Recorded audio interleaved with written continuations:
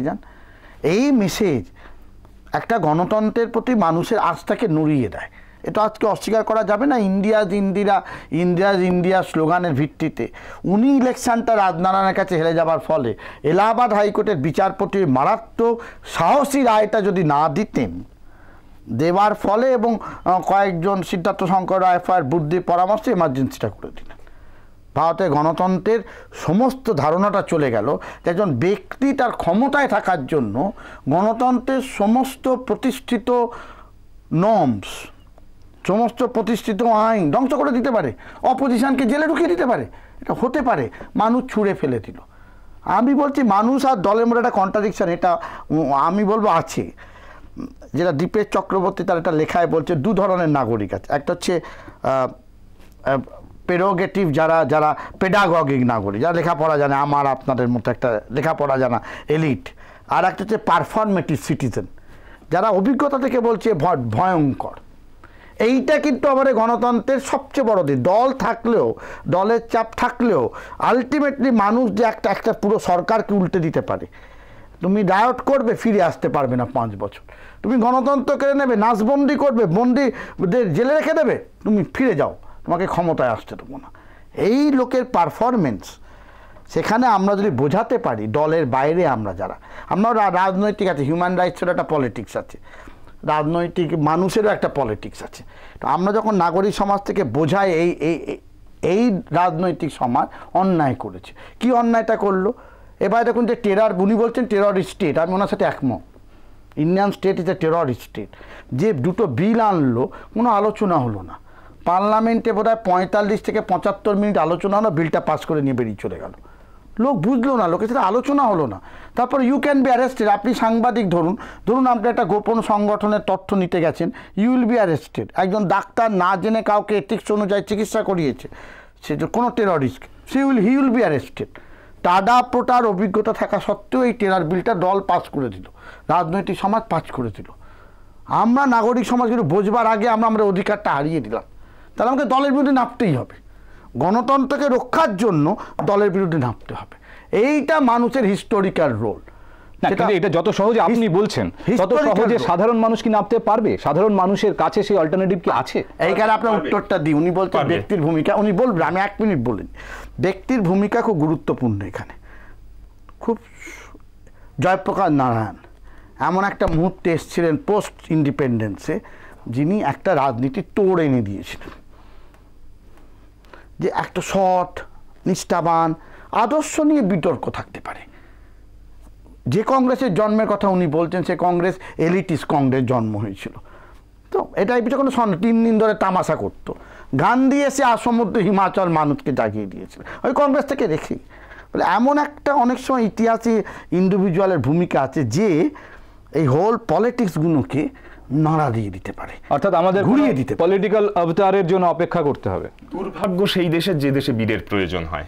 আমি ব্রেক থেকে কোট করছি। সাধারণ মানুষের উপর আস্থা হারাচ্ছি কেন? সাধারণ মানুষ কাদের বলছি? আমরা যে প্রজেক্টেড পৃথিবীটা দেখি, হিংস্রতায় ভরা, তার বাইরেও একটা পৃথিবী আছে, যেখানে মানুষরা অন্য ভাবনা, অন্য কথা, বিকল্পনার কথা বলেন। সেই পৃথিবীটার খোঁজ আমরা রাখি না, তাই এই রকম একটা অনাস্থা তৈরি হয়। না, প্রশ্ন হচ্ছে সেটা বিকল্পনা না শুধুই কল্পনা? আপনি কল্পনা আমি বলছি, আমি খুব জোরের সঙ্গে বলছি। তার মধ্যে আমি নাম করে করে বলছি, মুচি, দাদু, তাঁতি, কবির, জোলা, লালন। তাদের ভেতরে বিকল্পনা পায়নি? তাদের মতো, আমাদের মতো তো ডিগ্রিধারী লেজা মুড়ো লাগানো লোক নন তারা। এটা তো সাধারণ মানুষ, একেবারে সাধারণ। ইতিহাসে মাঝে মাঝে তারা রঙ্গমঞ্চে এসে ইতিহাস বদলে দিতে পারে। এই সাধারণ মানুষ এসে কি লালগড় সাধারণ মানুষ, উই ডোন্ট নো দেম, আমরা জানি না। আমাদের এই লাইমলাইটের সামনে তারা নেই, সেই জন্য নেই। আমরা দেখি যে কে কোথায় দুর্নীতি করছে, সেই খবরটা আগে প্রকাশ করব। কে এইভাবে একটা জুতো সেলাই করতে করতে এমন একটা কথা বলে ফেলছে, বা কোনো একজন তাঁতি, সে কবির, তাঁত বলতে বলতে কি বলে ফেললেন, সেটা বছরের পর বছর আমরা ভেবে যাচ্ছি। সেটা নিয়ে আমাদের বোধহয় খুব জানাটানা নেই। কিন্তু দেবপ্রসাদ বাবু, আপনি যে দেশে দাঁড়িয়ে কথা বলছেন, যে দেশের ভবিষ্যৎ সম্পর্কে বলছেন, সেই দেশটা কিন্তু বিশাল। এটা কিন্তু ভেনেজুয়েলা নয়। না না, আমি ভারতবর্ষের বিভিন্ন প্রান্তে ছড়িয়ে থাকা এই ধরনের বিচ্ছিন্ন কিন্তু মুক্তিবাদী মানুষকে এক জায়গায় হবেন কি করে তারা? এক জায়গায় আপনি শুধু ভারতবর্ষের কথা বলছেন কেন? আমার 1 নম্বর পাল্টা প্রশ্ন, শুধু ভারতবর্ষের কথা কেন, সারা পৃথিবী নয় কেন? আবার আমি একটা অভেদের কথা বললাম, আইডেন্টিটির কথা বললাম, মানব গোত্রের কথা বললাম। আবার এটাও খেয়াল রাখতে হবে, ভারতবর্ষ বলে যে রাজনৈতিক ভূগোলটি রয়েছে সেটি ওই একাকার নয়, তার মধ্যে সাংস্কৃতিক ভিন্নতা পরতে পরতে রয়েছে। সেই সাংস্কৃতিক ভিন্নতাগুলোকেও আমরা কি সহ্য করতে শিখেছি? সেই সহিষ্ণুতার রাজনীতি আমরা জানি? আমরা তো সবসময় বলি যে ও আমার মতো নয়। এই জায়গাটাও আছে। এই যে ভারতকে একীকরণ করা, ভারত প্রজেক্ট, এ তো বিজেপির দিকে চলে যাবে, জাতীয়তাবাদের একটা উগ্র রূপের দিকে চলে যাবে এই একাকার করাটা। ইন্ডিয়াননেস নাও থাকতে পারে। আপনি বলতে হোল ইন্ডিয়া, আপনি বলে আমি জিওগ্রাফিক্যালি পরে নাও থাকতে পারে। জনজাগরণ হয় তাহলে বহু জাতি ভেঙে ভেঙে যেতে পারে। এই যে ইন্ডিয়ান জিওগ্রাফিক্যাল আইডেন্টিটি নাও থাকতে পারে, এটাই থাকতে হবে। আমি সেটা কিন্তু খারাপ অর্থে আমি বলছি না। আমি বলছি বহু পদদলিত জাতি, বহু নিম্ন জাতি, নিম্নবর্গের মানুষ শোষণের বিরুদ্ধে, ভালো ন্যায়ের দাবিতে, সামাজিক ন্যায়ের প্রশ্নে নিজেরা উঠে আসতে পারে। সেখানে কে সুজাত, কে দেবব্রত, কে আবার তারা কোনো কেয়ার করবে না। তারা যখনই এই যে মার্চ অফ দ্য পিপল, এটা ইতিহাসে সবসময় চলে।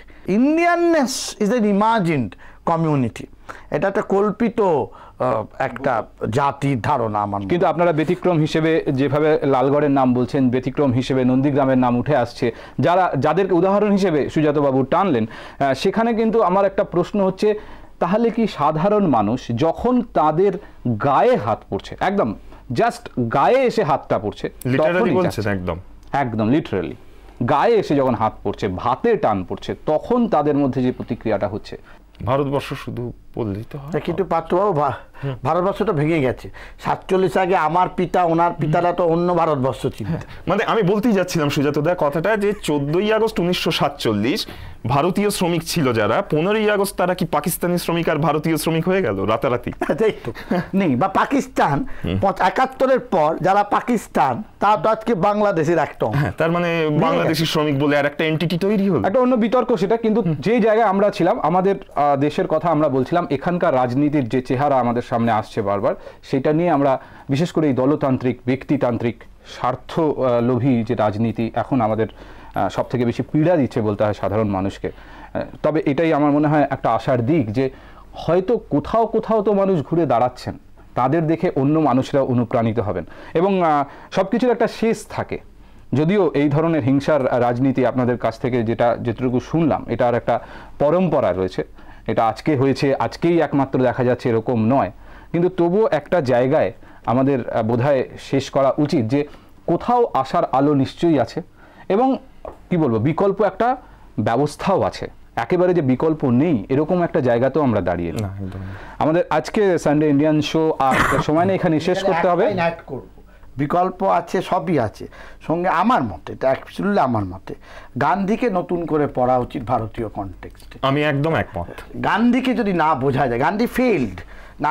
গান্ধীর কথা কেউ শুনতে চায়নি সে জীবনে। 47-এ সুমিত সরকার লিখছে রিওয়াজ অ্যালোন। গান্ধীকে রেখে আমরা এতদিন সাফল্যের হিসেব করেছি বিশেষ মানদণ্ডে, এখন আমাদের ব্যর্থতা পরম্পরা, বুদ্ধ থেকে গান্ধী পর্যন্ত যে ব্যর্থতা পরম্পরা, তা থেকে শিক্ষা নিতে হবে। রেখে তাহলে একটা আলোচনা হলে অনেক জিনিস সমাধান হওয়া সম্ভব। অনেক ধন্যবাদ সুজাত বাবু এবং দেবপ্রসাদ বাবু আপনাদের আজকে আসার জন্য, অনুষ্ঠানে অংশ নেওয়ার জন্য। আজকে সানডে ইন্ডিয়ান শো এই পর্যন্তই। আগামী রবিবার আবার দেখা হবে। দেখছেন কলকাতা টিভি, রাত দিন 7 দিন।